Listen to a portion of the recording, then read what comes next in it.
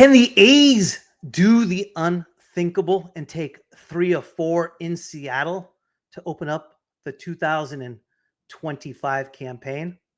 Let's find out today on Locked On A's.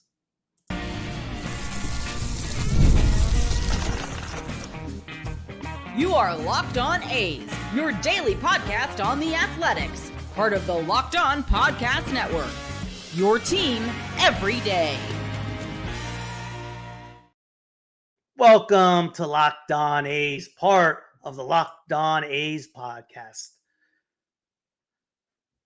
Your team every day. I am your host, Booney. One name, all passion. Thank you for making Locked On A's your first listen of the day. I'm from the Bay Area, and I've been a diehard A's fan since 1981. This isn't just another A's podcast. This is the most informative and insightful show on the A's, period. We cover the A's every single day, breaking down games, delivering the latest team news, and giving you deep, thoughtful analysis you will not find anywhere else. If it's happening in Sacramento or in Las Vegas, we've got you covered. We are free and available wherever you get your podcasts, including YouTube. Do me a favor and please hit that subscribe button wherever you are following the show. Obviously, the mood is a little peppy this morning. A's have taken 2 of 3 so far in Seattle, but the excitement hits West Sacramento tomorrow as the A's gear up for their home opener against the Chicago Cubs. That's a bit later. The Mariners start yet another stud today. I mean, it doesn't stop with these guys. It is pitcher after pitcher after pitcher. And today, it's Bryan Woo who is making his 2025 debut on the mound for the Mariners. Folks, buckle up because this guy is electric. Just like Gilbert was, just like Castillo was, just like Bryce Miller was last year. Bryan Woo is no different, and we are going to get into him and cover him deeply. That is in a bit. First, I hope you have been following along because this series against the Mariners has been nothing short of electrifying. We're coming to you ahead of the critical Game 4 finale in Seattle with the A's holding a 2-1 series lead. Can we take the series? Can we actually win 3 of 4? My expectations coming into the series was a split. I was happy with a split, and we're there right now. We've won 2, but can we take 3 of 4? Let's dive in and break it all down. First, let's rewind for a moment, recap what's been an absolute roller coaster of a series so far. Game 1, oh man, I mean, you know, at the time, you think Game 1, it was just a nightmare that wouldn't end. What a heartbreaker that was. The Mariners got a dominant outing from their ace, Logan Gilbert. I mean, the guy was absolutely dealing out there. But even with Gilbert on the mound, the A's were right in it thanks to Tyler Soderstrom. Remember? Seemed like that game was like 2 years ago. How about that kid? 2 solo shots, not 1, but 2. He kept us alive. And Luis Severino, our big off-season free agent signing, was brilliant on the mound as well. 6 innings, 1-run ball.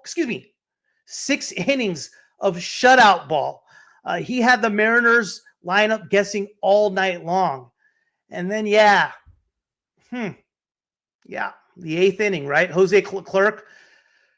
We paid $10 million on a 1-year free agent deal for Leclerc to be put in that situation, and he couldn't hold it down.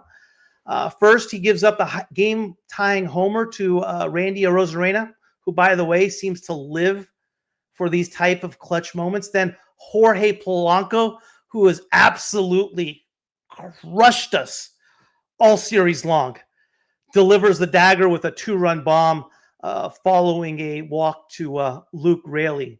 And just like that, we go from leading 2-1 in the 8th to losing 4-2. It was an absolute gut punch. Gravity, I'm with you, man. Yeah, It does feel different already. It's exciting. It's thrilling. It's awesome. I love it. I'm with you, bud.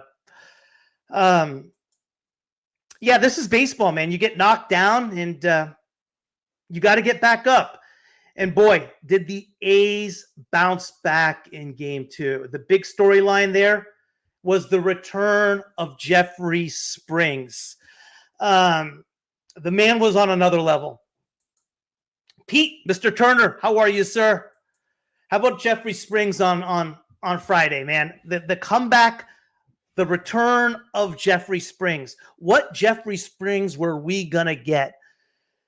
Literally has been out for 2 years. He hasn't pitched a full season in two years. Last full season was in 2022. His last 2 years combined 50 innings, I believe. And he was on another level, man. He was just absolutely filthy.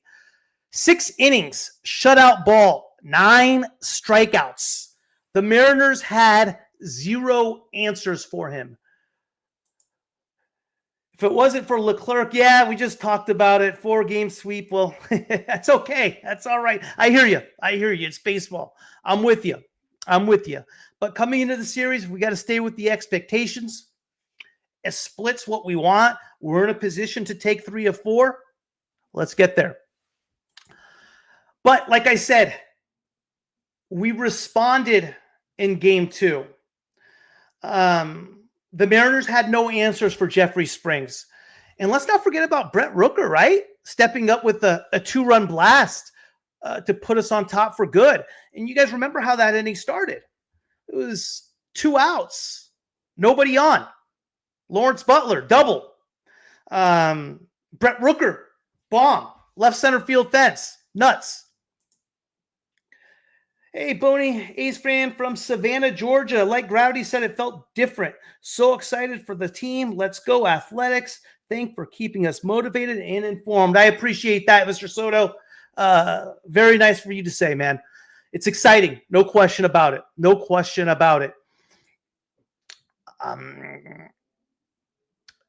Like I said, game 2 was a textbook A's type of win, right? Heartbreaker, game 1. And for them to bounce back the way they did in game 2, 7-0, in a game that was really closer than the score indicated. Max Muncy with his first career hit and home run. Luis Urias, home run. Rooker, I just covered, home run. Springs, 6 innings, 9 Ks. Huge. Then we get to game 3 last night.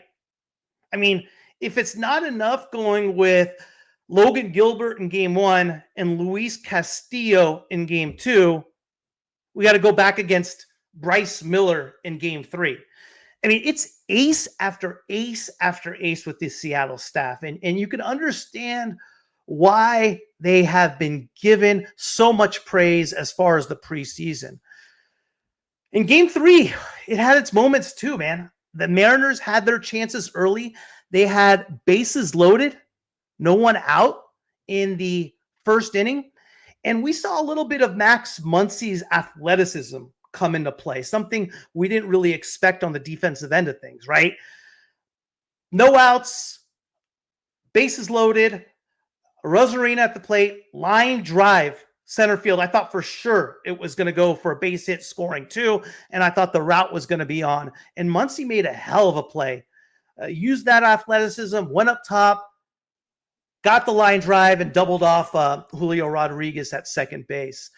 The Mariners couldn't capitalize what's so big, and when you let a team like the A's hang around, we'll make you pay. Shane Langoliers, again, another 2-out type of deal that was similar to Friday night. Brett Rooker, single to right field. Langoliers, bomb, left field. It's just, whew, it gave us the lead 2-1, and it was all the momentum we needed, man. That's for sure. Yeah, what's the deal with those torpedo dads? I don't know how I feel about that. I'm actually really looking forward to seeing how that Yankee game goes today. Are they going to continue to just hit balls? It doesn't seem right? You're putting all the weight. It's legal, what they're doing, but there seems something off about it. You're putting all the weight of the bat into the barrel of it. Or how come somebody hasn't done it sooner? I don't know. Yeah, 3 of 4. I'm with you. Pete, Oaks, Whip, these 3 games. Yeah. 1.14 is ridiculous. No question. No question. Even these fall shortly. Yes. Yes. Yes. Yes. Yes. Yeah, you're right. Gravity, the whole goal of this series and against any type of team rival, division rival, how you make the playoffs, you don't try to beat up on the good teams. You try to hold serve, right? 4-game series against a team like Seattle, against a team like Texas, against a team like Houston. You want to split home or away. On the road, you take 1 of 3. At home, you take 2 of 3. The key to making the playoffs is beating up on the bad teams, the Angels, the White Sox, those types of teams. You want to sweep a 4-game set at home, take 3 of 4 on the road, sweep at home, take 2 of 3 on the road. That's the key. You got to beat up on the bad teams and hold serve against the good teams. And that's what we're doing. But hey, you know what? We're in a position to do so. I love JP Sears on the mound today, and we're going to get into that in a little bit. Yesterday, let's get back to yesterday. Osvaldo Bido gave us exactly what we needed, right? Just enough length to get us to the bullpen. And again, I talked about it last night. How about rookie Noah Murdoch? He made his Major League Baseball debut last night, and he was phenomenal. Ice cold under the pressure. He goes 1 2/3 innings, no hits, 1 walk, a K. All in high leverage types of situations, man. Not bad for first time under the lights. That's for sure. That's for sure. You could make a living winning 2. Yeah, absolutely. Absolutely. You're absolutely right. Good call, Danny. How about Mason Miller in the 9th? Could you expect anything less from Mason Miller? He wasn't getting him out with the fastball. It was slider. Mariners chase. It was phenomenal. That was a fun game last night, man. What can you say about Mason Miller? The dude just does what he does, right? He just shuts it down, man. And here we are. The A's are up 2-1 and in the series heading into today's Game 4 finale. And let me tell you, the story of this series has been A's starting pitching. Severino, Springs, and Bido have combined for 17 innings, 19 strikeouts, and just 1 earned run. That's elite stuff right there. And if our starters keep this up tonight, we got a fantastic shot at taking 3 of 4. I don't want to forget about Tyler Ferguson last night in the 8th. He had a rough opening debut on Thursday, but he was a key piece to our bullpen last year. And yesterday, 1 inning pitched. It was a perfect inning. He struck out 2. He had great stuff. He was phenomenal. Let's talk about today. Let's see what's at stake here today. It's not just any other series. Going into yesterday's game, I believe it was, or Friday's game, excuse me. The A's were 5-18, I believe. 5-17 or 5-18 against the Mariners since 2022. They have owned us. It's just a bad matchup for us. So going into this series against a team that has historically had success against us, and for us to be doing what we are doing against them, again, against a team that has had so much praise. A lot of people have picked them to go to the World Series, to win the West, to win the AL, to go to the World Series. And you can see why with that pitching staff. And the guy they're missing, they still don't have George Kirby, who's on the IL, and he's another ace. We're going to miss him this week, but it's not like Bryan Woo is no slouch either. He's as good as anybody on that staff. The good thing about the great thing about baseball is that every game matters, right? everyone talk, well, it's early in the season. Guys, a game in April is as important as a game in September. They're all one game, right? It's like when you're playing golf and you can't make par or birdie, right? And you're going for like double or triple. It's all a stroke. You don't give up on things, right? It all counts. This game's just as important. And the team that keeps that focus in for 162 is so important. I look at the A's and, coming from the Bay Area, you learn to not like the Dodgers and the LA Dodgers, obviously. But you look at a team like the LA Dodgers, and yes, they have star after star after star on that team. But what does not impress me about the Dodgers is their stars. I'm not impressed with their stars. What I am impressed with is their culture. The Dodgers are building a culture like no one else. They all take pride in who they are, the professionalism of what they are doing, and being together. And that's what I see this A's team doing as well. You don't know when stars are going to be stars, right? So we'll see. To me, it has a lot of similarities with regard to the Dodgers as far as chemistry. As far as stars, we don't know that yet. If you bury the first hull, it counts the same as you're 100% right. You're absolutely right. But you also got to remember, going into today's game, the Mariners are fighting for their lives too. They're going to come out swinging, man. But if our guys stick to the formula, solid pitching and timely hitting, I think we're going to give ourselves a good chance.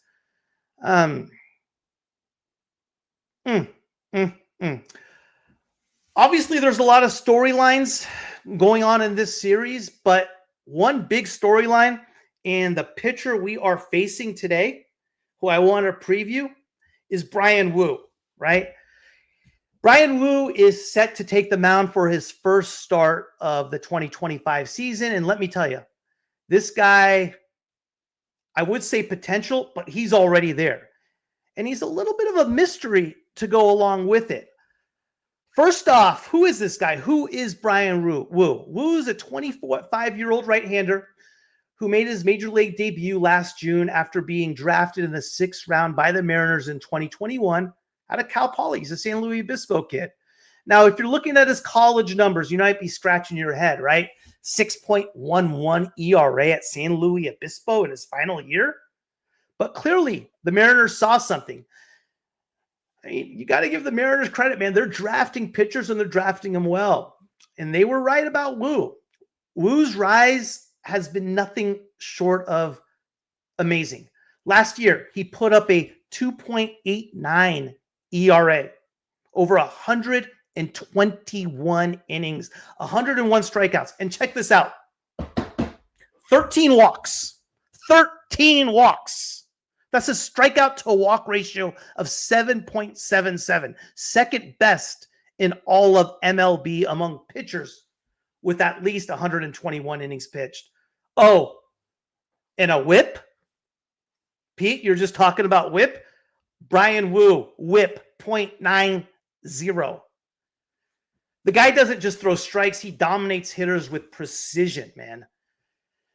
But here's the kicker. Woo just isn't about numbers. The way he pitches is downright mesmerizing. He has a 4-seam fastball and sinker combo, right? It accounts for 70% of his pitch usage, and it's pure magic. It's just not the velocity either. It's the deception. Woo releases his pitches from one of the lowest release points in all of baseball, making it nearly impossible for hitters to pick up the ball. It's so tricky. I mean, we got to call it what it is. Woo do magic. Now, let's not sugarcoat it. Injuries have been a thorn in Woo's side. Elbow inflammation kept him on the injured list for stretches of both 2023 and 2022. And add to that a hamstring issue last year. And you start to see why durability has been a question for him.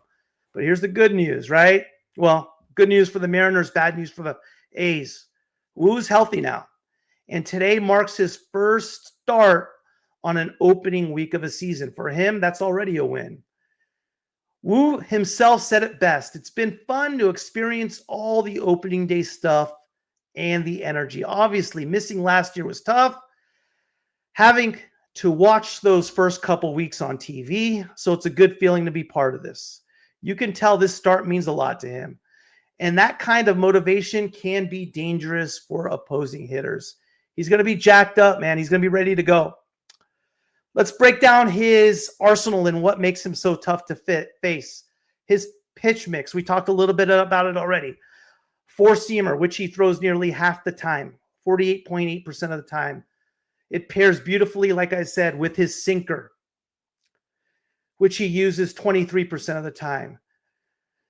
It keeps hitters guessing whether the ball will rise or dive at the last second. But Woo isn't just a two-pitch guy anymore, man. He spent much of spring training refining his secondary pitch. He has a slider now, a sweeper, and a changeup. These pitches account for about 28% of his usage. But he's truly taken them to the next level this spring. But let's talk about his spring training numbers. He pitched 16 innings. He allowed 19 hits and 9 earned runs for an ERA of 4.96. Not exactly eye-popping, but he did strike out 17 batters in those innings. Spring stats can be misleading. I mean, you heard me all coming into the season about how worried I was about Jeffrey Springs, and we saw what happened there. What stands here about Woo is clearly working his craft rather than trying to dominate hitters, man. The guy doesn't walk anybody. He does not walk anybody.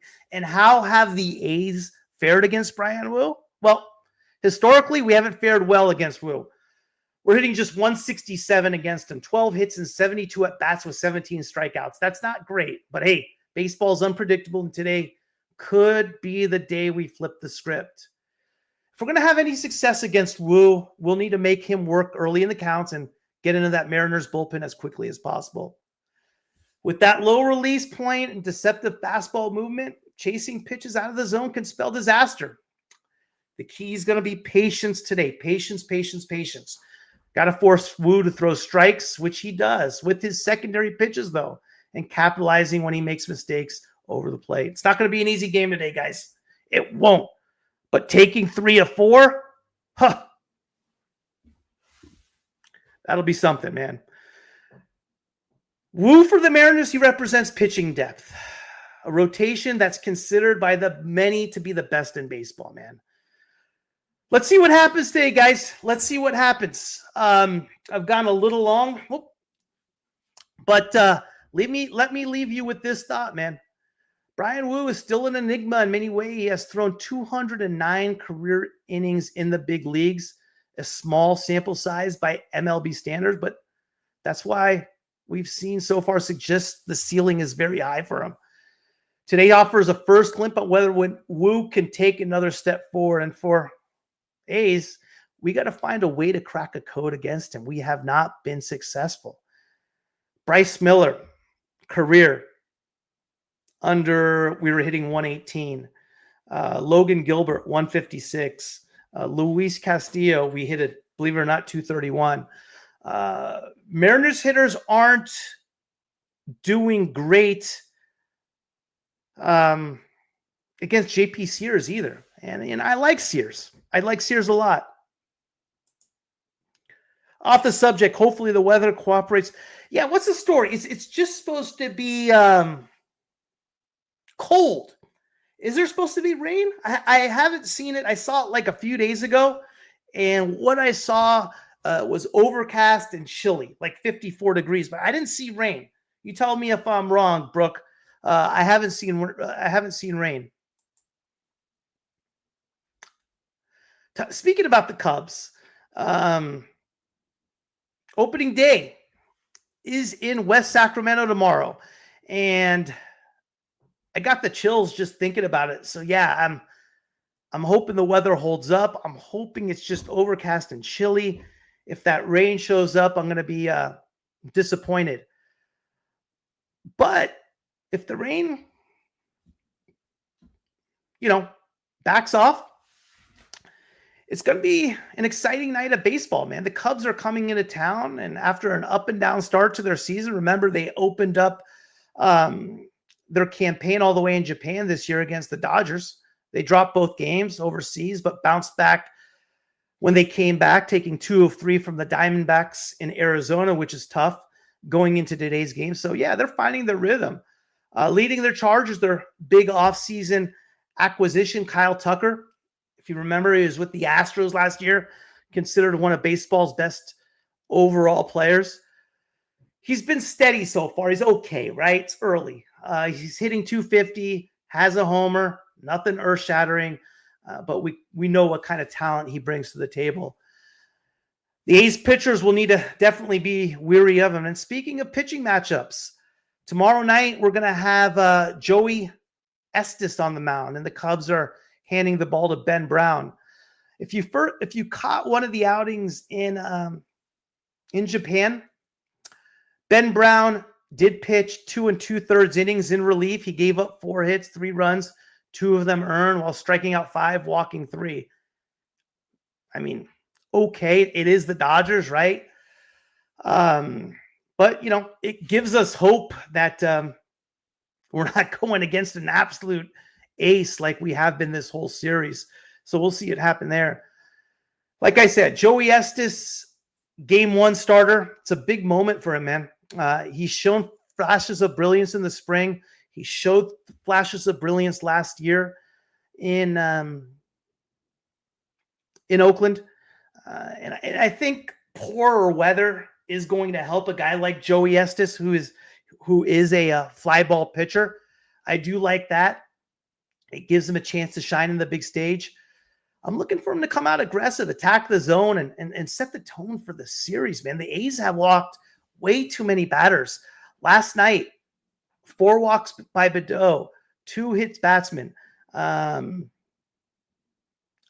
walk by Harris, a walk by Murdoch, 8 walks, 8 free passes yesterday, including the hits batsman. Severino had 4 walks. Leclerc had 1. Who else had 1 on Thursday? Ferguson had 2 walks on Thursday. Yeah, so we're walking a lot of guys, man. That's been the theme for the A's. It was a theme for them last year, and that needs to get fixed.